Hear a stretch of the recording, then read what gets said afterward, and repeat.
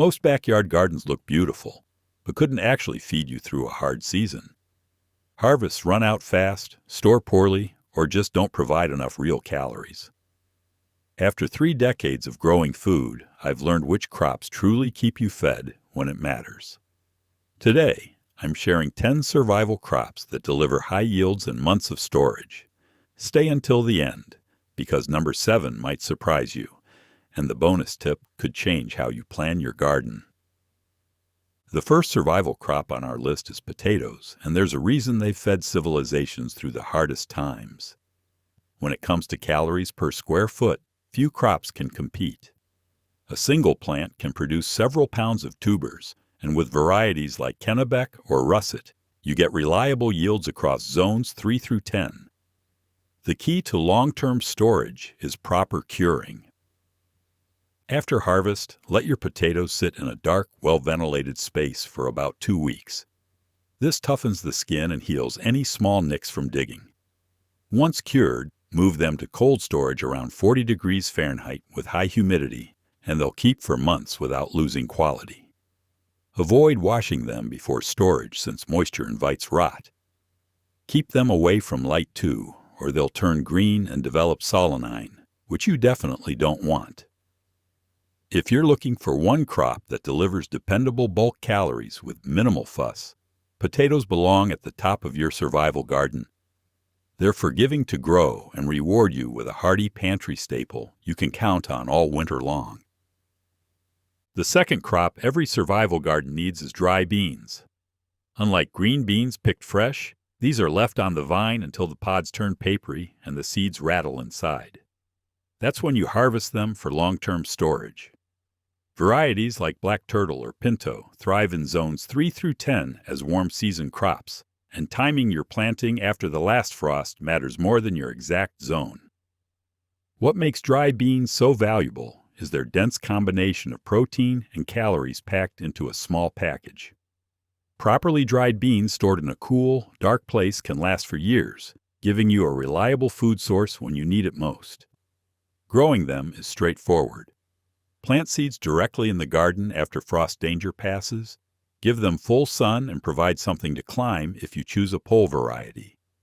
Bush types work just as well and don't need support. As the season winds down, let the plants dry naturally in the field. Once harvested and fully dried, store your beans in airtight containers away from moisture. They'll become a cornerstone of countless meals for years to come. The third survival staple worth growing is winter squash. Unlike summer squash that you eat fresh, winter varieties develop a hard rind that protects the flesh for months of storage. Waltham butternut and Blue Hubbard are 2 excellent choices, both known for their keeping ability and rich, dense flesh. These crops grow well in zones 3 through 10, but they need enough frost-free days to mature fully. Plan on giving them plenty of room to sprawl because the vines spread quite a bit. Harvest your squash after the rind hardens and the stem starts to dry, but before a hard freeze damages the fruit. Curing is essential for storage. Leave them in a warm, dry spot around 80 degrees for about 10 days to toughen the skin and concentrate the sugars. After curing, move them to a cool, dry location around 50 to 55 degrees, and properly handled Hubbard types can keep 3 to 6 months. When the cold months drag on and fresh produce is scarce, a well-cured winter squash becomes a reliable source of bulk calories your family can depend on. Now, if you're finding this video helpful so far, I'd really appreciate it if you'd hit that like button and subscribe to the channel. It helps this video reach more gardeners like yourself, who would also find this information helpful. All right, let's continue. The fourth crop that belongs in every survival garden is sweet potatoes. These calorie-dense roots thrive in zones 5 through 11 and need a long, warm growing season to reach their full potential. Beauregard and Georgia Jet are 2 top varieties known for reliable maturity and excellent storage qualities. Unlike regular potatoes, sweet potatoes grow from slips, which are small rooted shoots you plant after the soil warms up. Give them loose, well-drained soil and full sun, and they'll reward you with generous harvests by fall. Once you dig them up, curing is the key to long storage. Place your sweet potatoes in a warm, humid environment around 85 degrees for about 10 days. This process heals any skin damage and converts starches into sugars, improving both flavor and keeping ability. After curing, store them in a cool spot around 55 to 60 degrees with moderate humidity. Properly handled, they'll last several months without losing quality. When winter meals need substance and nutrition, a baked sweet potato delivers comfort and calories that stretch your harvest deep into the cold season. The fifth survival crop to consider is corn, but we're not talking about the sweet corn you eat fresh off the cob. For a true survival garden, you want grain corn or flour corn that dries down and stores like a pantry staple. Painted Mountain is an excellent short-season variety that matures quickly and handles cooler climates well, making it suitable for zones 3 through 10. The challenge with corn is that it needs more space than most garden crops, and you must plant it in blocks rather than single rows so the wind can pollinate the tassels properly. Plan on at least a 10 by 10 foot area for decent pollination. Let the ears dry completely on the stalk until the husks are papery and the kernels are hard. Once harvested, remove the kernels and store them in airtight containers in a cool, dry place. You can grind them into cornmeal for breads, porridge, or tortillas.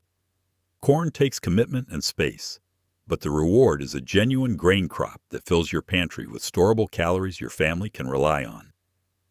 The sixth option worth adding to your survival garden is the Jerusalem artichoke, also called sunchoke. This perennial tuber thrives in zones 3 through 9 and comes back year after year with almost no effort on your part. Stampede is a reliable variety if you can find named stock, though many gardeners simply plant tubers from a local source and let them establish. What makes sunchokes so valuable for a survival garden is their dependability. Once established, they produce generous harvests of starchy tubers without needing replanting, fertilizing, or much attention at all. The plants grow tall with pretty yellow flowers that look right at home in any garden. Harvest them after frost sweetens the tubers, digging only what you need and leaving the rest in the ground as natural storage. They'll stay fresh in the soil through winter in most climates. Just be aware that sunchokes spread aggressively, so give them their own dedicated space or they'll take over nearby beds. For gardeners who want reliable calories with minimal labor, Jerusalem artichokes deliver season after season without fail. The seventh crop on our list is peanuts, and this one might surprise you if you've never considered growing them at home. Peanuts offer something most garden crops cannot, both protein and fat in a single harvest. Valencia types like Tennessee, red Valencia perform well in home gardens, but they need a long, warm growing season with at least 120 frost-free days to mature. That limits them to zones 8 through 11 for most reliable results, though gardeners in zones 6 and 7 can sometimes succeed with careful timing and season extension. Plant your peanuts after the soil warms thoroughly in spring. As the plants grow, they produce yellow flowers that eventually send pegs down into the soil where the peanuts develop underground. Loose, sandy soil makes harvesting much easier. When the foliage yellows in fall, dig the entire plant and hang it to cure in a dry, well-ventilated space for several weeks. Once dried, roasted peanuts store beautifully and add valuable nutrition to your survival pantry that few other garden crops can match. The eighth survival staple to grow is carrots, a root cellar classic that stores remarkably well through winter. Danvers 126 is a tried-and-true variety known for reliable performance across zones 3 through 10. Carrots prefer cool weather, so plant them in early spring or late summer for a fall harvest that goes straight into storage. The key to keeping carrots fresh for months is consistent cold and high humidity. A traditional root cellar near 32 to 34 degrees with moisture levels around 95% is ideal. If you don't have a root cellar, you can store carrots in buckets of damp sand, kept in an unheated garage or basement. Another option is leaving them right in the garden under a thick layer of straw mulch, digging them as needed through winter. Properly stored, carrots keep 4 to 6 months while retaining their flavor and crunch. They add color, nutrition, and sweetness to winter meals when fresh produce is hard to come by. For dependable eating through the cold months, carrots earn their place in any serious survival garden. The 9th crop that deserves a spot in your survival garden is storage onions. While onions aren't calorie-dense like potatoes or squash, they serve as the flavor foundation for countless meals throughout the year. Patterson is an excellent long-day storage variety that performs well across zones 3 through 10, though matching the right day-length type to your latitude matters for proper bulb development. Plant onion sets or transplants in early spring and let them grow through the season until the tops fall over naturally. That's your signal to harvest. Curing is essential for long storage. Lay your onions in a warm, dry, well-ventilated spot for 2 to 3 weeks until the necks are completely dry and the outer skins turn papery. Once cured, store them in a cool location around 32 to 40 degrees with moderate humidity. Mesh bags or braids hung in a pantry work beautifully. Properly handled, storage onions keep for months and add depth to every soup, stew, and skillet meal you make. They may not fill your belly on their own, but try cooking without them and you'll quickly understand their value. The 10th and final crop on our survival list is cabbage. This cool season vegetable produces impressive bulk yields and stores exceptionally well under the right conditions. Danish ballhead and late flat Dutch are 2 heritage varieties bred specifically for long keeping, and both thrive in zones 3 through 10. Plant your cabbage in mid to late summer so the heads mature in cool fall weather, which improves both flavor and storage potential. Harvest before a hard freeze by cutting the heads with a few wrapper leaves still attached for protection. Cabbage demands very specific storage conditions to last through winter. It needs temperatures just above freezing around 32 degrees and extremely high humidity near 98%. A traditional root cellar or unheated basement often works well. Under these conditions, late storage varieties can keep for 3 to 4 months or even longer. The dense heads provide substantial food when fresh greens are impossible to find. Fermented into sauerkraut, cabbage stores even longer and adds valuable probiotics to your diet. For sheer volume of food from a small garden space, cabbage delivers like few other crops can. And now for the bonus tip gardeners swear by.